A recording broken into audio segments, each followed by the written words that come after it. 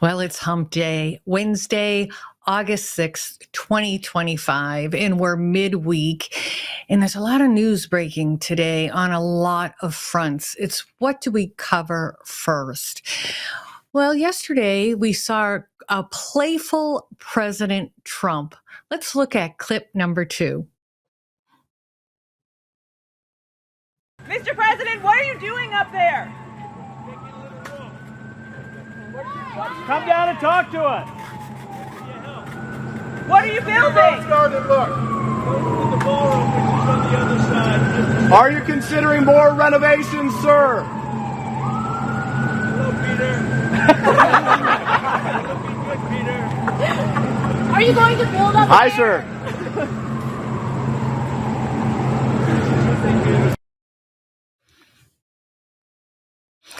You know, we knew President Trump in his first term donated his salary, and nothing's changed in his second term. I think sometimes he's a human being, right? His feelings get a little hurt when he's criticized. So he made a point of bringing that out again, that, you know, I'm one of the only presidents, if the only president, I really don't know, that's donated his salary. And he goes on to tease or toy with the reporters at that same setting when he was on the roof. Let's go to clip 3.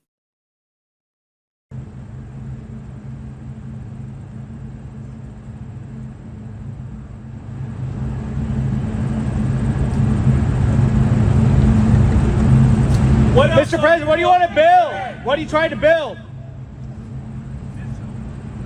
Sir, do you approve? You say more missiles? Are you building missiles? What? Come on, Dad. Might be missiles. Did you say missiles? Taking over all of Gaza, sir.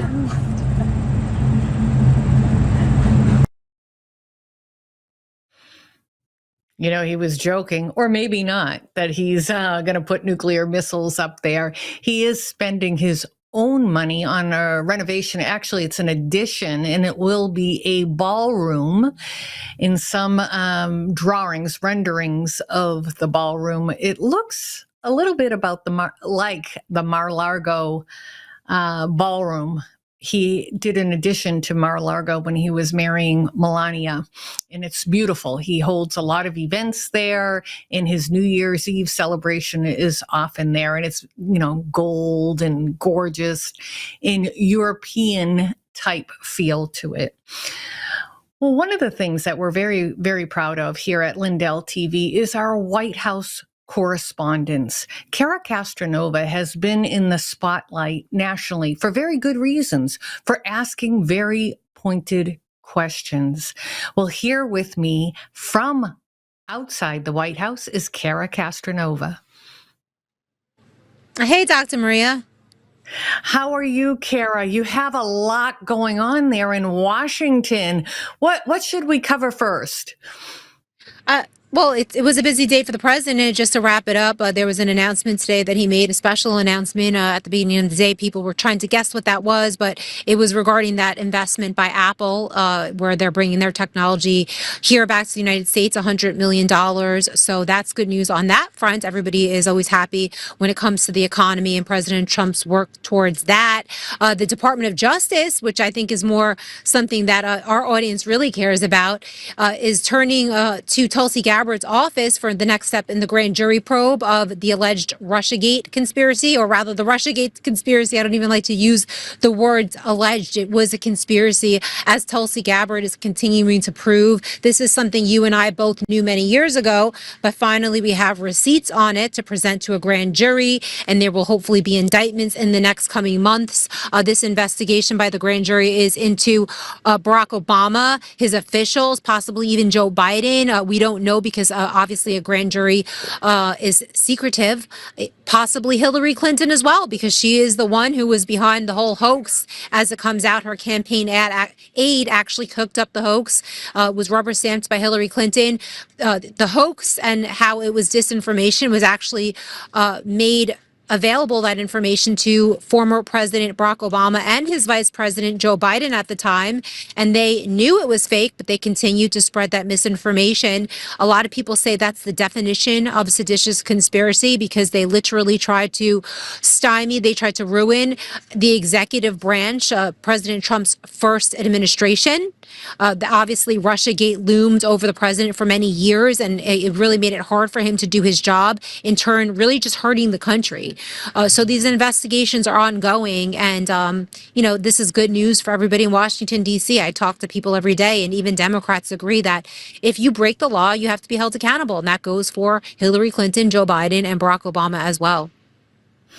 You know, Kara, a lot of people identify with you because you're that quintessential New Yorker who's bold, and you're not afraid to ask pointed questions. And it's questions we, the people, have all the time, but we've never seen reporters have the guts to ask the questions. Here you are. Let's look at clip number 4. Hillary Clinton finally be investigated for election fraud? I hope so. I hope so. I don't know whether or not that'll happen, but I hope so. You know, Yeah, I that think was you're that was becoming, last Friday. yeah, I Go think ahead. you're becoming one of his favorite reporters. He just looks like, wow, somebody's finally digging into what the people want to know. And we did learn recently that both Bill and Hillary were subpoenaed, but that has to do with Epstein files. Is that correct? Yes, from what I understand, it does. There's subpoenas as well for a lot of Obama officials, like the FBI directors of that era as well, that are coming up in November. Hopefully they show up and it's made public. I hope it's not behind closed doors, because the American people deserve to hear these testimonies. It gives them the opportunity, obviously, to lie under oath, which they probably will do because they have so many times in the past, unfortunately, but perjure themselves. So if there is a Department of Justice charge against these people in the future, they could go back to those those hearings where they might perjure themselves, or also maybe not even show up in the similar manner of Steve Bannon, who went to jail because he defied a congressional subpoena. In this case, these people should be thrown in jail as well if they decide not to show up. So this is all good news, Dr. Maria, and I think that a lot of people are hopeful that there will finally be some accountability when it comes to these elitists thinking that they could just break the law and get away with it. Yeah, that's the thing, Kara. We, the people, get so upset that all of these elite people who have the money, who have the political clout, get away with things like lying to Congress, committing fraud to the American people, all these things, and nothing ever happens. And I have to tell you, there's a little bit of feeling that, yes, this information is good and it's great because the receipts are being shown, but really, will we go to that step of actually prosecuting somebody? What is your feel on that? I do think that we will go to that step simply for two reasons. One, because they committed the crimes. This is not a witch hunt like it was in the case of President Trump, where, they charged him with all these crimes. It was like, let's just throw it at the wall and see what sticks type of thing. And, it was really a stretch. But in this case, there's just proof. It's undisputed proof that there were crimes committed, that there was a conspiracy, literally the definition of a seditious conspiracy, which is the, plan not just to only overthrow the government, but to hurt the executive branch and hinder it from doing its job. That's the definition. And this is what these people were trying to do. They conspired behind closed doors. They tried to stymie President Trump's first administration, which hurts all Americans, obviously. They really tried to cripple the executive branch from being able to function by tying President Trump to Russia and making it difficult for a lot of Americans to get behind his agenda at the time. That's literally the definition, textbook, of seditious conspiracy. And obstruction of justice, which is what they charged charged the January 6ers with, which has to do with destroying evidence, lying about evidence, shredding documents. Obviously, J6ers didn't do that, and that was overturned by the Supreme Court. But when it comes to this group that is being investigated, obviously there was some things like that going on. They lied to the Congress before when there was investigations in 2016. Obviously, they have been hiding evidence. Tulsi Gabbard is only now coming up with it in 2024. This obviously this evidence existed for 8 years now, but somehow it was hidden from the public. She's really having to dig around for it. So this is obstruction of justice in the highest, and that's a 20-year penalty. A 20-year maximum penalty, and nobody is above the law. So I think that Hillary Clinton's name will certainly be in this indictment. Hopefully Joe Biden, Dr. Maria, because he was vice president at the time, so he doesn't have that presidential immunity. And also Barack Obama, because his actions after he was president don't get covered under presidential immunity. And the conspiracy, as Stephen Miller said, continues till today. It's still a conspiracy. They're still hiding these things. So the clock is still ticking on the statute of limitations. You know, after President Trump was elected, I said, oh my goodness, the shredding machines are going crazy in Washington right now. I firmly believed that information would be hid or destroyed. Recently, Deputy Director of the FBI, Dan Bongino, on a show talked about how he found a lot of hidden documents. They're supposed to be scanning things or have staff that scan documents so it gets in electronically filed. In these documents, there was a whole bunch of them in these what's called burn bags, and it was meant to hide it from anybody. They probably ran out of time. They probably destroyed so much they couldn't destroy these documents. But it's a scary thing that we keep getting more and more evidence that our own government, not everybody, but certainly the Obamas of the world, the Bidens of the world, the Clintons of the world, think we're stupid and try to manipulate how we think and how we should vote. Yes, certainly. And from what I understand, the Department of Justice is even asking Tulsi Gabbard now for information on any leaks to the media to see if the media was part of this conspiracy. And if the media knew that this was false information, obviously, the media, the mainstream has become an arm of the government. As we know, they just don't report facts. They report what, the government wants them to report. Specifically, the Biden administration really had a hold over certain news organizations. So this is some of the information that now is being requested. They're really asking Tulsi Gabbard to really, really start digging for this evidence for this grand jury. Hoping that this grand jury, I think people are saying that there were leaks that it might be in Florida. Which is very hopeful because obviously we both know, Dr. Maria, that Florida is certainly more fair a jury pool than here in Washington, D.C. But I just think without a shadow of a doubt, there's enough proof for any grand jury, whether they're Democrat or Republican for that matter, to find probable cause to indict a lot of these individuals, a lot of these Obama-era individuals, intelligence agency officials, as well as possibly, like I mentioned, the former presidents and Secretary of State, Hillary Clinton. I certainly hope so. We need that. We need to have accountability. And if they didn't do anything, their name should be cleared. But there certainly is a lot of evidence, and they need to be held accountable. Now, Robert Mueller is an interesting person. Us people in New England know that name very well. When he was head of the FBI, one of his informants was Whitey Bulger. Whitey Bulger was head of the Irish, he was an American, but head of the Irish gang in Boston, which is 45 minutes from me. And under Robert Mueller's protection, Whitey Bulger was allowed to go on, not only commit crimes, murder people. So we never thought very well of Robert Mueller. And when this Russia Gate started and Bob Mueller was appointed, I said, dear Lord, this guy is so corrupt. He never seemed very bright. And as you know, Mayor Giuliani and I had a 4-year radio show. So I got a lot of information directly from Mayor Giuliani. And initially during Russiagate, the public really believed something went on between Trump and Russia to influence the election. So Rudy jumped in there wasn't even one of the initial lawyers. And he went on all the CNN shows and MSNBC, and public opinion started to change. But one of the things he told the public, not just me, but told the public, was he wanted to meet with Robert Mueller. Like, let's have a conversation. What kind of information do you have? Where's the receipts, if you will? And Robert Mueller couldn't answer any questions. After a while, they didn't even try to put Robert Mueller in front of Giuliani. They had, I think it was Weissman, and he's a real winner, that guy. He's corrupt, he's a liar, he's very partisan.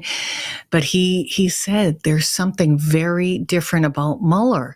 And perhaps this is why they put him in charge, so they can manipulate him. And we all saw when he was brought in front of an investigatory body, he couldn't answer even the simplest of questions.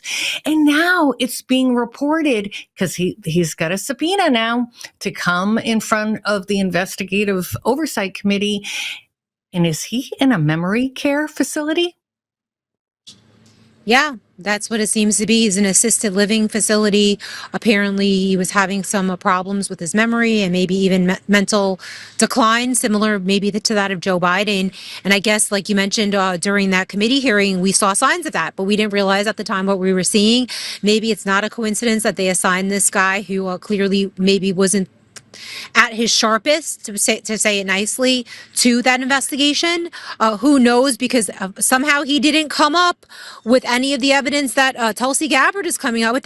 This evidence was all available to Mueller and to anybody really that was looking into this in 2016. So, he should have came across as evidence, in my opinion, that there was this conspiracy, with these Obama officials. But somehow, he just missed it. He just missed it, and now he's being called to testify, like you mentioned, and unfortunately, he's not well, or who knows. But like I said, I'm hoping that they're very transparent with these testimonies, and they're not behind closed doors, because the American people really just need to see this with their own eyes, I think.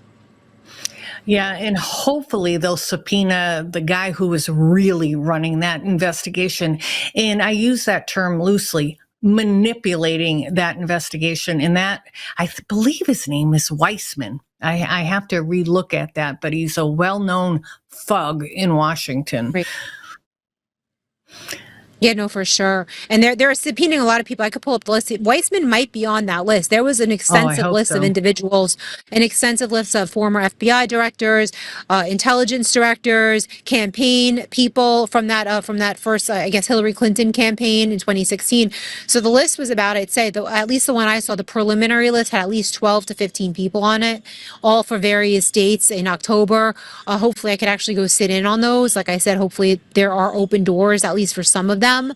And I'm hoping that to get added to the list will be Obama, will be Hillary Clinton. It should be very interesting. Hillary Clinton should testify about this. She'll probably plead the fifth because she knows she committed a crime and she could go to jail. Great. She should testify about the Epstein files. But this was literally a conspiracy, rubber stamped and concocted by Hillary Clinton's campaign aide. And Hillary Clinton knew it was fake. She went ahead and lied to her supporters, lied to all the women of America, tried to say she wanted to break the glass ceiling and be the first female president. But you don't get to do that just by literally lying to every female and just acting in such a disgusting manner. And now it's all coming to light, unfortunately for Hillary Clinton, but fortunately for the women of America who realize that the first female president should probably be one with some honor and dignity. You said it so well. She's going to be angry. I remember her testifying when she was Secretary of State about Benghazi. And we knew she wouldn't be honest, but we were hoping for answers. And what she became was a very angry woman during that testimony, and was like really flippant. What does it matter now? People were killed. What do you mean? What does it matter now? People's families are in mourning. I don't expect to get any honest answers from people like her. I really don't. I'm hoping that someone looks like an aide or somebody around them looks at themselves in the mirror and says, you know what? I need to tell the truth to the American people. I hope that they get the courage to tell the truth because it's the right thing to do.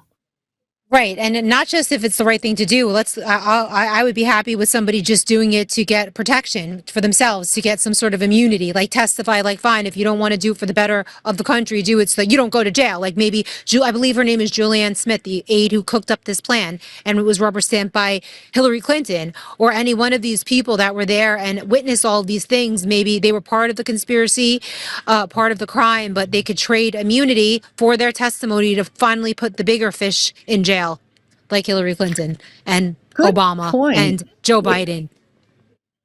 Good point, Kara. I want to jump back to Coomer doing the investigation of Biden selling his office. And he said all the right things on the nightly programs, and he showed very good receipts. Of course, if you read The Biden Crime Family by Rudy Giuliani, he's got a lot of that information in there. So it's like, finally, nobody's above the law, but he failed to go that extra step. And maybe that's why I'm a little concerned that all this is really not going to, everybody's saying, oh, Obama, they'll never do anything against him because he was a president and he was our only Black president. To me, that shouldn't matter. It's the Democrats who always say nobody's above the law. I just hope we have the guts and the fortitude, and Pam Bondi will do what's right. If the evidence is there, she needs to not worry about political fallout and just do what the law says she should do.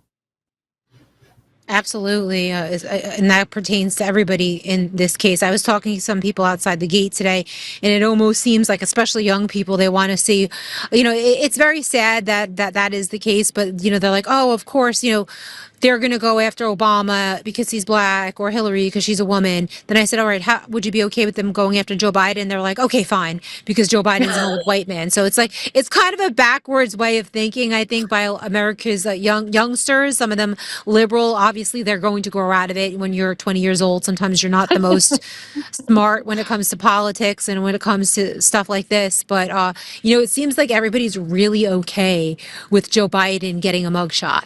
Less so, I guess, for Obama, for some of the people that still remain supporters of him because he was the first Black president. And I think Hillary still has that female card going for her, but not really so much anymore. People are realizing that she's just really anti-female and she makes us women look bad. So I don't think people really are buying the female card with Hillary anymore. But really, with Joe Biden, I think the consensus is 100%. Like, mugshot him. Don't care if he has dementia. He should pay for his crimes as vice president. He doesn't have that immunity. He duped the country. So did the auto pen.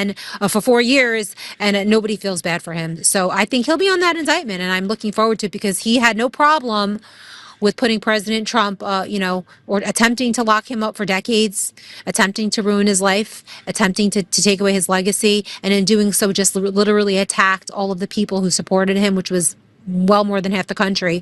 Attack the American people is an attack on the American people. When they mugshotted President Trump, that was like a mugshot on all of us. But when it comes to Biden and his mugshot, like I said, I don't think there's a single person that cares. Kara, you're one of our top investigative reporters in our country, and you did yeoman's work, really great work, for the January 6th people who were literally put in a goulash and treated horribly. And as a nation and as a citizen, I want to thank you for that work. You tirelessly tried to help those individuals. And I think your efforts really mattered and brought attention to those people. Do you ever keep in touch with any of the January 6th people who were wrongly accused of insurrection or treason? I do. It's like a sort of become like a family, like an extended family. The people across the country, whether they be from New York City, Texas, or all of these different parts of the country, everybody keeps in touch. Like I said, it's become like a family. I just spoke to Enrique Tarrio today. I texted him, how are you doing? He's down in Florida. He's very busy, obviously reestablishing his life and his business that was destroyed by the Biden regime. He had a t-shirt business, and others as well. Somebody actually just wrote me today on on my email saying that they were actually, I'm going to sniff into this, an informant on J6 and wanted to tell me some things. So I'm interested to reply to this person as well. And many others have become dear friends of mine. Sarah Carpenter, a former NYPD police officer, one Mr. Mayor, Rudy Giuliani was mayor, was a J6er. She's just a regular average Roman Catholic woman that went there with her rosary beads. The FBI literally confiscated those rosary beads as evidence. This is under Merrick Garland, who hopefully will be indicted next after Obama and crew. But yeah, what was done to the J6ers were terrible. And I do keep in touch with a lot of them, and they are all doing much better. Obviously, much better now that they've been pardoned and given a second chance at life. They would not have gotten that second chance at life if President Trump wasn't reelected and able to pardon them. I agree with you. I think some of them literally would have died in prison. Well, thank you for keeping us updated, Kara, and you be safe. You too. Thank you, Dr. Maria. Have a great show. Thank you. So as I say, be safe, it's because she's in DC.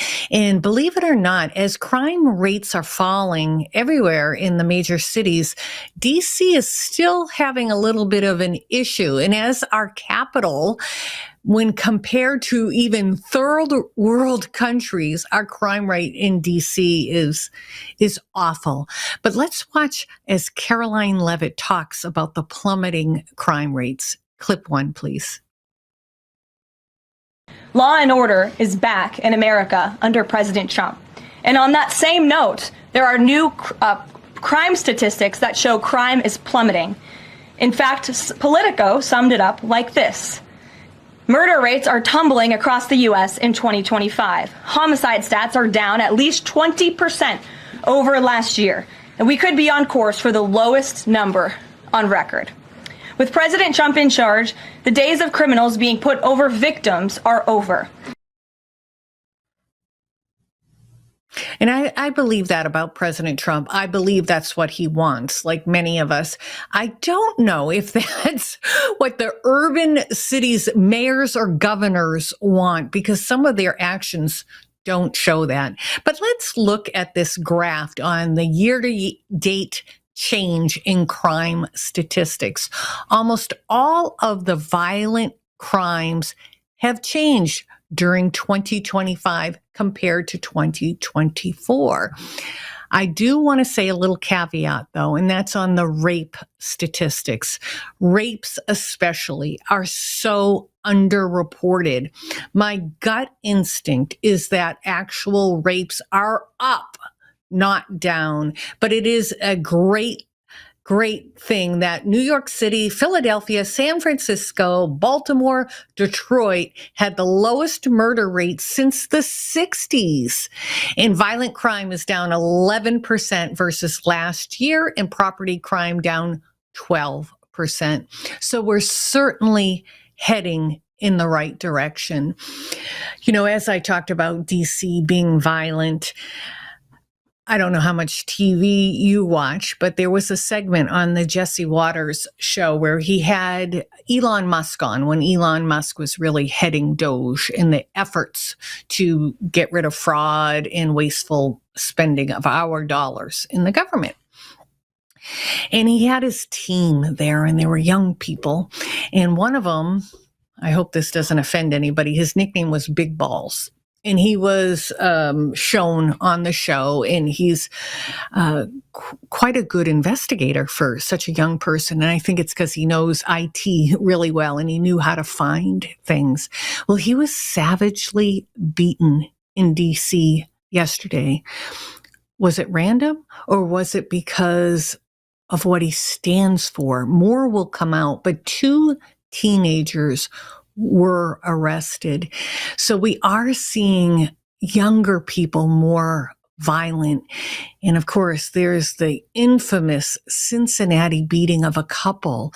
And it was and should be prosecuted as a hate crime. It was Black people going after this couple that seemed because they were white, and they were beaten savagely. And as the woman lay unconscious on the ground, Black women were coming up to her to pose for selfies. Are you kidding me? I don't care if that's a black, white, brown, I don't care what color. I would have tried to step in and help. Nobody helped this couple. Instead, the longer the beatings occurred, more people joined in. So even though these crime statistics are great, we have a lot of work to do. And we have a lot of work to do when it comes to sociology. All of a sudden, there seems to be this hatred and crimes towards white people just because they're white. Well, remember, white people died by the hundreds of thousands trying to get rid of black slavery. So there's this misguided, they always like to go back and say, you know, we were slaves at one time. You weren't, because you don't have that now. And maybe your ancestor was, maybe not. Like, this is a crazy thing, this hate for anybody. And I don't care what color you are. If somebody hates you because of the color of your skin, that's that's an evil type thing. And we shouldn't stand for it. And we shouldn't be afraid to call it out. Well, you stay with me as we take a brief commercial. We've got to talk about what's going on in the UK. Stay with me.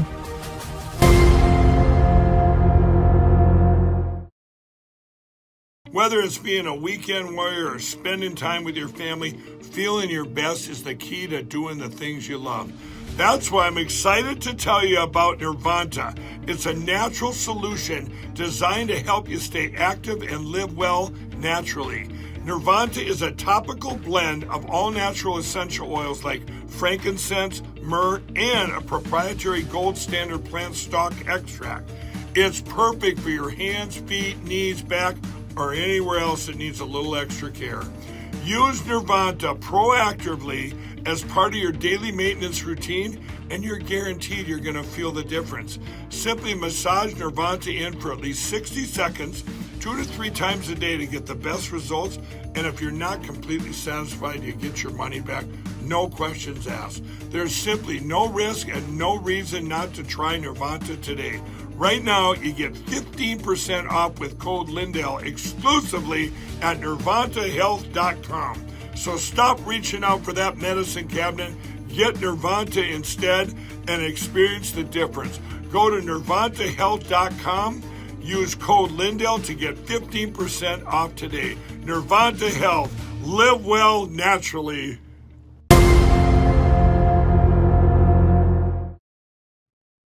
Welcome back. You've heard me mention that London is changing.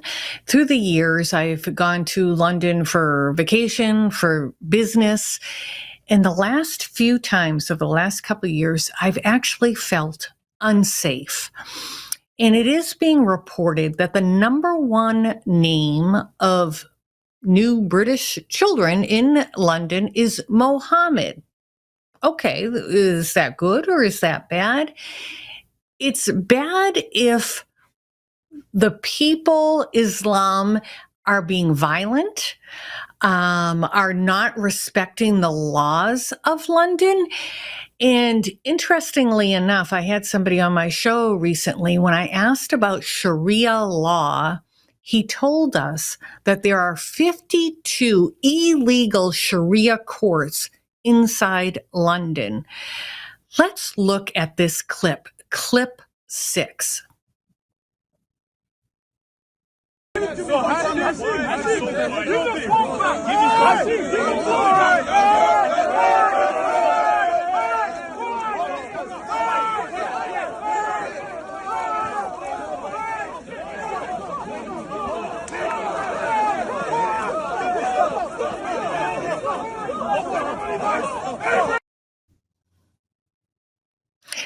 The person being attacked is a Christian, and by all accounts, that's the only reason why he is being attacked.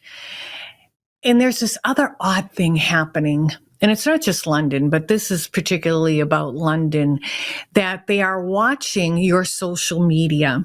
And instead of our country that enjoys free speech, they're now saying if you say anything they don't like, basically, you could be arrested.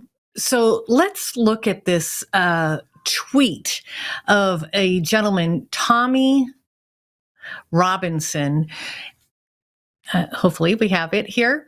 He has been arrested for a second time because he's speaking out against Palestinians in Palestine. Remember, Palestinians grow up from their grade school on how to hate Israelis, Americans, and Hamas is a very violent terrorist group.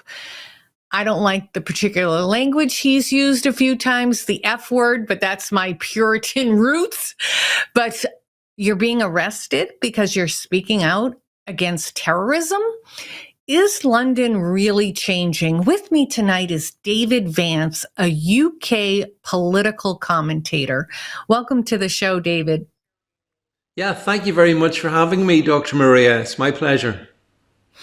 I feel this kinship with, even though my grandparents came from Italy and Belgium to the United States. I love our American history. And even though we broke ties with England, we have a great relationship and they're allies to us. And we helped each other out definitely in World War II. And I just don't understand what's happening. Is it as bad as we're reading? Well, I mean, you showed that clip from Speaker's Corner in London. I mean, initially I thought it might have been Mogadishu because such is the demographic change happening in the UK.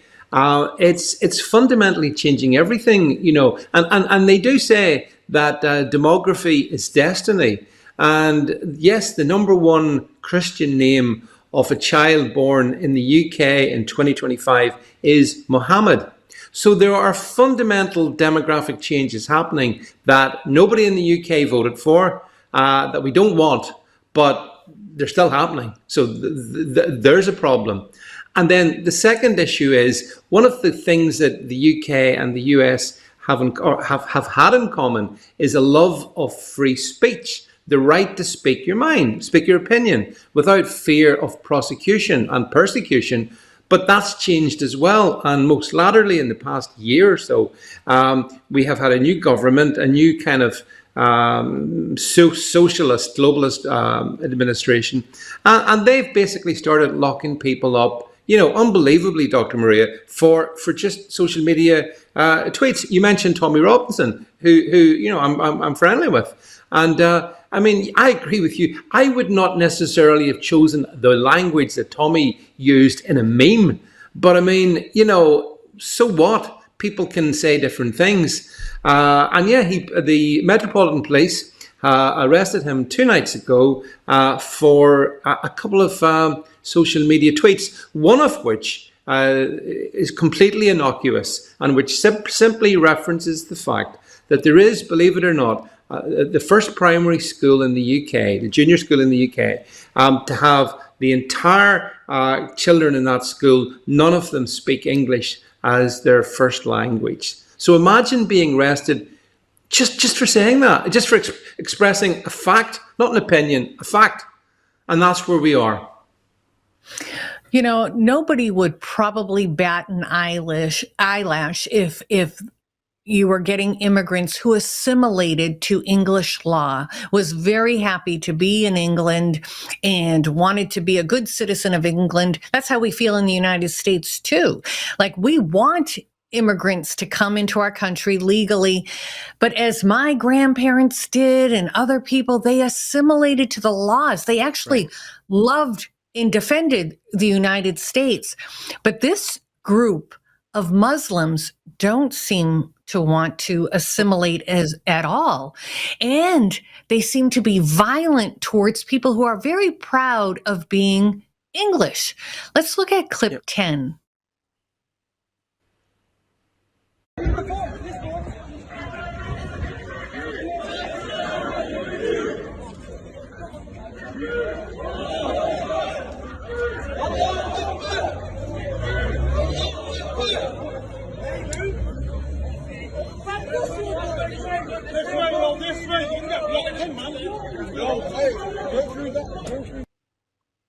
So that was a group of young Muslim men with brass knuckles, knives, looking for English patriots. People must feel very unsafe. Yeah, well, we people do, and the primary function of government is to defend the people, to keep the people of the country safe. This has been a catastrophic failure for successive British governments, but most particularly in recent years. And as you say, people can come from different parts of the world and contribute. I've got lots of friends from different parts of the world. For example, Indian friends who have come to the UK, assimilated, been very productive, created employment. The sort of people that the US and the UK, we both want folks like that. And that's great. But what we have is this very different issue whereby these individuals coming from countries like Pakistan, Bangladesh, they do not integrate in any regard. And as you said earlier, Dr. Maria, I mean, we have, I think, a total of about 89 Sharia councils operating in the UK. And you cannot have parallel legal systems. I mean, you can't do that. Any country that tries that is doomed. And yet here's where we are. So we've got sort of Islamists introducing parallel legal systems, operating autonomously from British people. And this one cannot end well. With the best will in the world, you cannot have this situation. I think there may be a few parts of the US where there's certain areas where perhaps you see it beginning to arise, but we have it with a vengeance here in the UK. And something has to give. You cannot expect the patriotic people of a country to be exposed to this and there not be a response at some point. The Brits are known for, I suppose, or patience and tolerance and stuff, but only for so much. And you just showed that scene of all those young radical Islamists on our streets, and that's not acceptable. We cannot have that. And government must step in and do something, or I fear people will. Yes, there has to be an endpoint for safety reasons. I don't know, David, I kind of always try to think, okay, why is something happening? And I put on my analytical hat, and there's been this Marxist ideology that's been sweeping all of our Western nations. And part of that Marxist ideology is to tear down the family unit, to use propaganda, and to divide people by race. And this is what I fear, why people are afraid to stand up and do something. Oh, they may be called Islamophobic, or, they don't like them because they're brown skin. And that really doesn't have anything to do with it. And just keeping on this theme of safety, the last clip is clip 11. We're not afraid of Islamist terrorism. Stand up for freedom, or you will no longer have freedom. I'm Yusuf High. I'm Yusuf High. I step back, bro. Step back. Move. What?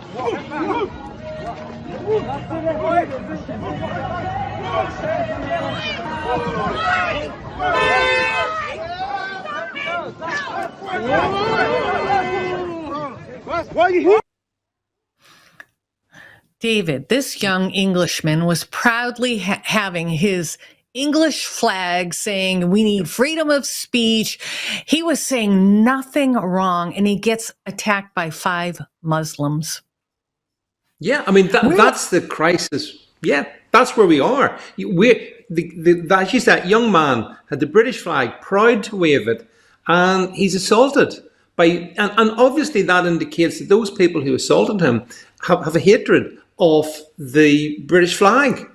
Which then begs the obvious question, well, why are they in Britain? Why have they come to Britain if they hate it so much? I mean, and this is where we are, Dr. Maria. We have this almost fifth columnists, I would suggest. And you're right. I mean, there's definitely like a Marxist globalist desire to totally radically change our societies. And they'll use all kinds of mechanisms to do it. And one of these is mass migration. And so in the UK, we do have and have had mass migration from Muslim countries. And that's been the lever that's splitting the UK at the moment. And I actually think it's likely to get worse, not get better, because those numbers are still coming in, both legal and illegal.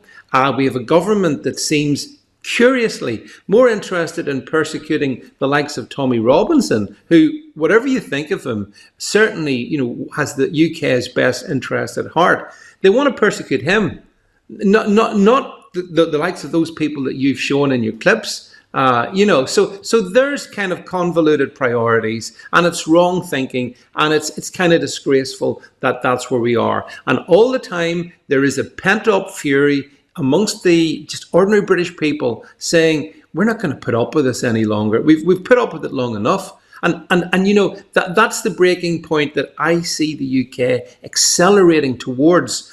And I don't blame the British people. I really don't. I blame the British government, and I blame the media here in the UK who cover it up. So we can chat about this here with you, Dr. Maria, but conversations like this do not happen on mainstream legacy media in the UK. It's a big secret, except it's not.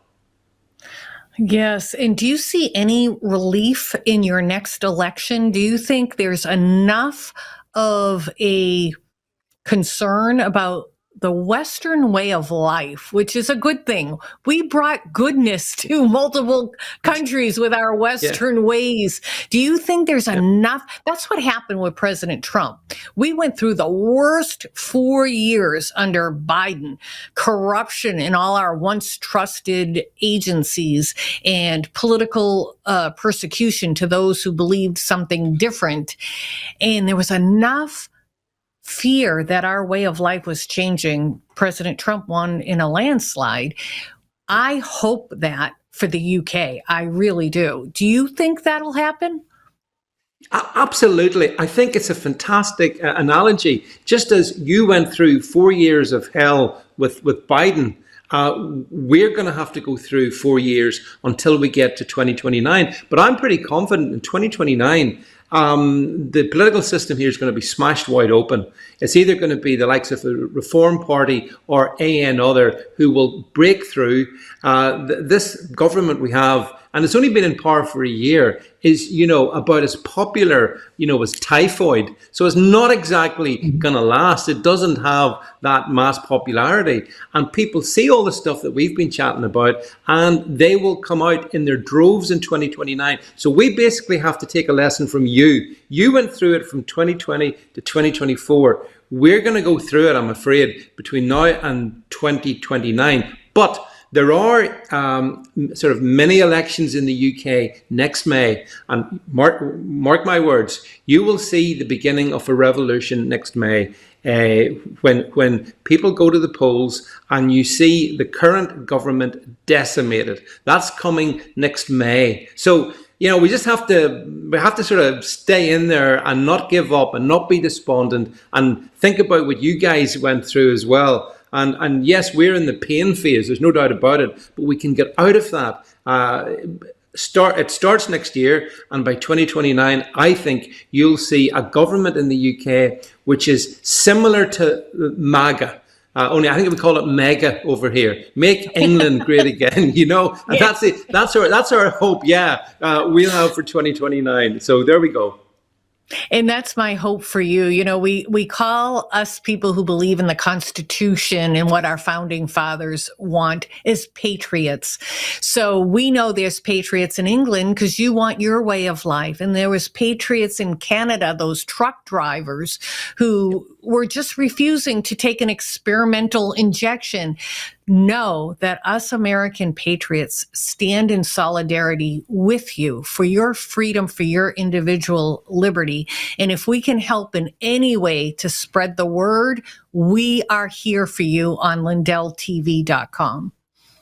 I totally appreciate that. And, I'll tell you how you can really help us. In 2028, hopefully you will elect President Vance. And I can assure you at that point, given my name, I will be the happiest person in the world because at that point, we'll have a President Vance in the White House. We will have a UK that's going to go through an absolute revolution the next year. So there's lots of hope. And the thing about Patriots is we don't give up. We have to keep going and not, as I say earlier, not be despondent, not give in to the doom and gloom. And US has set a great example with President Trump. And I think in 2029, just watch what happens here. Excellent. Thank you very much for joining me. Pleasure. Thank you. Wow. The more we dive into what's happening in London, the scarier it gets. I feel the same in Paris. I do speeches in Paris, and I used to be there quite frequently. And I've absolutely, just like London, have noticed the changes. And it's scary. It is really, really, I have no desire to go to Paris at all anymore. It's a pit and it's unsafe, especially if you're this color and you're a woman. Because let's face it, a lot of these Muslim countries have no respect for women. You're just a piece of meat to them. Well, today we saw a terrible thing that happened at Fort Stewart in Georgia. It reminded me so much what happened, I believe it was in 2009 at Fort Hood. So there was a shooting today at Georgia's Fort Stewart, injuring 5 soldiers, and a U.S. Army sergeant is in custody. Ruford, I believe his last name is. We don't know a lot. Radford, excuse me. He's been identified as Cornelius Radford, a U.S. Army sergeant. And he did not use a military weapon, because you might imagine on a military base, there should be weapons. So I guess a lot of people thought, well, God, he had weapons all around him. What did he use? But he snuck in his personal weapon, is what's being reported. And were 5 people injured because they tried to stop him? We don't know whether it was one person that was targeted or all 5 of these or just anybody. Was there any rhyme or reason to this? We do know that a group of soldiers ended up tackling him and subduing him. So God knows what the carnage would have been. So I did briefly mention in 2009 what happened at Fort Hood. Fort Hood is a big, I think the biggest Army base in Killeen, Texas. It may have a new name nowadays. But remember, it was a psychiatrist. Hassan was the last name, Hasan. And he became increasingly radicalized. And they knew he was starting to communicate a lot with a Yemen Iman Alaki, I believe his name was. And I wonder, we watch, sometimes we identify things and there's not enough to arrest somebody or intervene. So you just watch it, and it does frustrate us. So here people were watching him become increasingly radicalized, and then he's communicating with this bad character in Yemen. And what does he do? The biggest mass murder on any military base. I don't know, 30 people, I think, were murdered, many more, up to 50 injured. He did get he was shot, by the way, and then he became paralyzed, and he did get a death sentence. But this is a scary thing on our military bases. These young people going to the military risk everything to protect our liberty, our freedom. And when you have either people we don't know enough about this Radford right now. We don't know if it had anything to do with radicalization, terrorist Islamic type radicalization, or whether he was just mentally ill. We don't know anything about it. We certainly knew a lot about Hassan, and there's been other attacks on military bases. So we have to do a better job of watching this, screening this, and intervening. And I totally get it. If nothing came up to the level of a crime. What do? I don't know all the answers, but I hope we don't hear that this Radford was on the radar of his superiors or even the FBI like Hassan was. It frustrates the heck out of us. We know that the FBI knew about the terrorist plot of our 9/11 hijackers. We knew there was a terrorist cell in Brooklyn. When did we know? After the fact. We were told that it was known. But they watch, and they wait, and I get it. We have to put our heads together and figure out what is the best legal way to intervene. Of course, if they're illegal, we get them the hell out very quickly. Well, what an interesting show, right? We had Kara Castronova and David Vance. He very interesting man. I understand and I relate to what he wants in the UK. Well, thank you for joining me. I will see you on Friday from Las Vegas.